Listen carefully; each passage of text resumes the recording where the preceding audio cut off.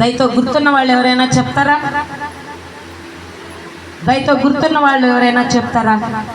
రాత్రి చెప్పిన లేఖనం రోమీలకు రాసిన పత్రిక 8వ అధ్యాయం 26 నుంచి చదువుకున్నాం. అటువలే అదొద్దు నాన్న, ఇంకా కిందకి రా. 29 నుంచి చూడు. ఎందుకనగా తన కుమారుడు అనేక సహోదరులు జ్యేష్ఠుడగునట్లు దేవుడు ఎవరిని ముందుగా నిర్ణయించెనో వాని కుమారునితో సారూప్యము గలవారగుటకై వారిని ముందుగా నిర్ణయించెను. మరియు ఎవరిని ముందుగా నిర్ణయించెను, ఎవరిని పిలిచెను వారిని నీతిమంతులుగా తీర్చెను. ఎవరిని నీతిమంతులుగా తీర్చెను వారిని మహిమపరిచెను. ఇప్పుడు ఏర్పాటు చేసుకున్నాడు లుదియమ్మ గారు ఏర్పాటు చేసుకున్నారు, పిలుచుకున్నారు, ఎన్నుకున్నారు, నిర్ణయించుకున్నారు. ఎన్ని చేశాడు ఈ దినం కోసం, అమ్మగారి కోసం.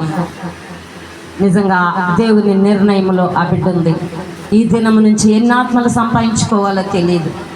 నేనైతే లెక్కించలేదు, కానీ బోలెడు ఆత్మలను సంపాదించుకున్నా, వేల ఆత్మలను సంపాదించుకున్నా.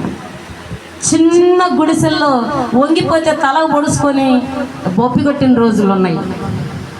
కొండల్లో, గుట్టల్లో, లోయల్లో ఒక కొండ ఎక్కేసిపోయి కొండ దిగితే ఉంటుంది ఊరు, కొండ ఎక్కాలి మళ్ళీ కొండ దిగాలి, అక్కడ ఊరు ఉంటుంది. అలాంటి చోట్లకి వెళ్ళి సువార్త చేసి వచ్చాను. బీదల ఇళ్ళకే ఎక్కువ వెళ్తాను, ధనవంతుల ఇళ్ళకి నేను వెళ్ళను. ధనవంతులకి సువార్త చెప్పినా కూడా అర్థం కాదు. వాళ్ళకి ధనం ఉంటుంది కాబట్టి వాళ్ళ మనస్సు ధనం దగ్గరే ఉంటుంది. మనం బీదలం కాబట్టి మన దగ్గర ప్రభు ఉంటాడు. శ్రీమంతుడైన మహాదేవుడు మన దేవుడు. మన దగ్గర ఏమి లేకపోవచ్చు, కానీ ఎవరుంటాడు?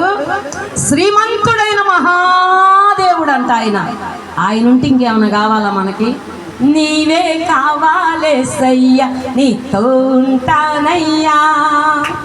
నీవే కావాలేసయ్యా, నీతో ఉంటానయ్యా. నీవే కావాలేసయ్యా, నీతో ఉంటానయ్యా. విడువబోకయ్యా, నన్ను విడువబోకయ్యా. నా ప్రాణ ప్రియుడా, మహనీయుడా, నా యేసయ్యా, నీతో ఉంటానయ్యా. నా యేసయ్యా, నీతో ఉంటానయ్యా. మా తీర్మానం చేసుకో నీతో